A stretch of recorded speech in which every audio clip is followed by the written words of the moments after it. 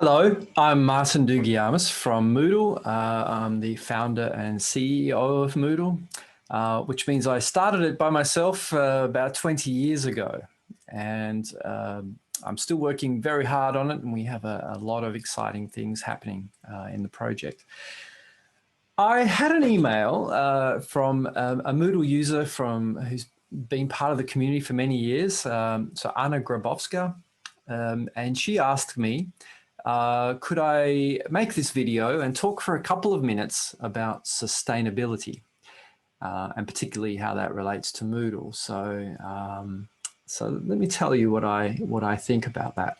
The first thing I want to say is that I think it's very important that we look at nature for lessons on how things work.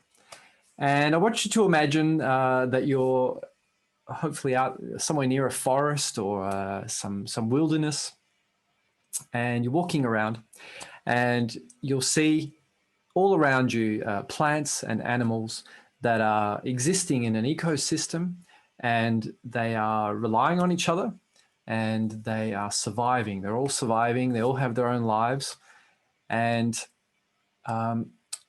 they operate in a kind of harmony, and that is a sustainable thing, like so an ecosystem that is sustainable.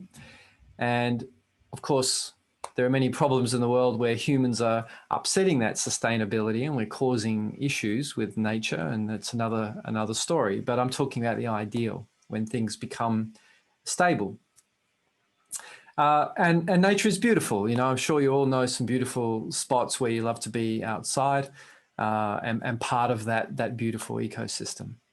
So this planet here, in general, you know, the human world, the world that we have created, is also something that we should strive to get to a kind of a sustainability. Let's look at how things operate in the software world right now. So the way things are made generally. So in the past, if you were a maker of something, maybe you make you know, books, then each book costs money to make. You need to get the materials together to create a book, and it costs something. And you would usually add a little bit of value on top of that, and when you sell it to someone else, and you would exchange money for the goods, and then now you have money that helps drive your business, and you can grow. That makes sense in that physical world, but in the digital world, it's slightly different, and it doesn't work the same way. Every copy of a piece of software that you make, you don't need to get more resources for that copy. Actually, making a copy of software is free. So once you make one copy of software, you don't need to charge for all the copies. And despite that, because people are used to the older model, that's the way most software is done. It is sold copy by copy. With the result that the very biggest companies in the world today, right, the largest companies, the Apples and Microsofts and Googles, are built on the foundation of selling information or selling software, and doing it again and again and again. My point is that it's not very natural. If you had an animal in nature that behaved that way, it would be like a giant monster that was getting very, very big and eating everything around it, and becoming the ecosystem. So everyone is relying on these sort of one giant creature, and there's not this sort of harmony of balance. By contrast, and this is what I've been interested in, so in the 20 years that I've been building Moodle, I've been trying to build according to the open source model. And the open source model is a far more harmonious way of building software. So the way it works is you have a community of users, and they contribute energy to the project. So they contribute development time, they contribute documentation, or bug reports, or discussion, and there's a lot of support. And so the project gets just enough energy to live. So as a an animal, a software project is living its life. It doesn't get too big. It's just doing what it needs to do. As they get as they roll on software projects, you have a lot of people coming and going, and it becomes quite difficult to manage a large amount of volunteers all the time. You need some people in the middle who manage the situation, especially when you have, as we do, thousands of people trying to interact with this open source project. We need people who have the job of maintaining and managing all of these people.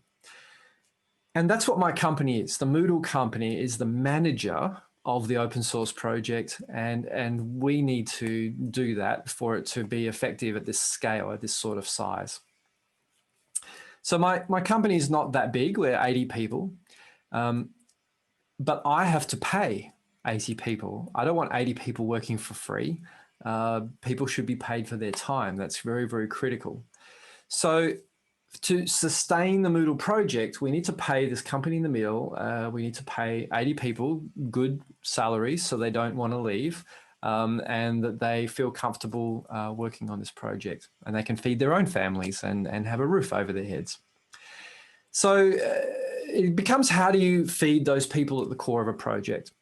So in many cases, people will look to government funding or, one-off projects from, say, European Union funding. And this works for a while, but usually they have a time limit. So that 1 year, 2 years, 3 years. And when that finishes, it finishes. And so it's not very sustainable to have a bit of funding for something you want to live for a long time. You have to keep looking for funding. And if by any chance you don't 1 year get that funding, suddenly all those people aren't getting paid anymore. So I, with Moodle, looked to find a way to make Moodle have a nice even source of revenue that was always coming. And so we built a model focusing not on selling copies of software, but on services. And services are people's time. People's time is valuable and should be charged. So in the world, when people are using Moodle, they need to do work to set it up. They need to do training. They need to do administration and configuration and all of these things. They can do it themselves, or if they don't want to, they can hire someone else. And so we created a network of about, well, right now it's 100 companies around the world that focus on doing services for universities, for companies, for anybody using Moodle. And 10% of the money they make comes back to the Moodle project as royalties. And that's what we use to pay the 80 people at the core of Moodle. And it works very well. The services are not easy to do, and those partner companies have to build whole teams of people to do support and training and sales and administration to run their companies. So that's why they get 90%. And then the 10% comes to us to pay for making the software that we're all using and depending on. It's as proof that this works. The size of the Moodle company has grown very, very, very steadily over the last 20 years. It's not crazy. No one's rich, right? This is not about anybody making any more than a salary, but people should get a salary. And as Moodle gets larger, because we still need to grow more, because we are competing against some very large software companies out there, right? The Microsofts and Googles and others. And people are putting hundreds of millions of dollars into some of these things. But we don't need to be that big, because we just need the management team at the middle of an open source project, and Moodle is able to evolve in a good way. So this growth has continued very steadily through the GFC. Remember 2008, the global financial crisis didn't affect us. Certain countries have different economic problems at different times, but because we're global, it all kind of balances out.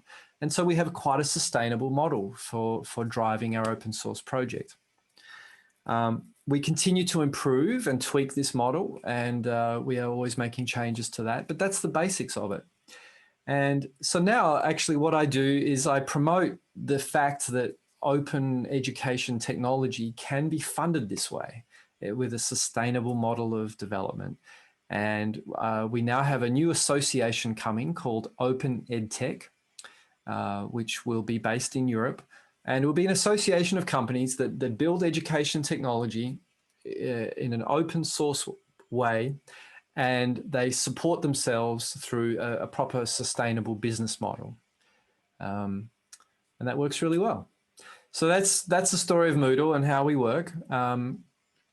And I just want to add that if you're using creative output on the internet, if you are using software, if you are consuming videos or music or words from people and you like them, like if that's something you want to see more of, please think, if you can, how can I support that?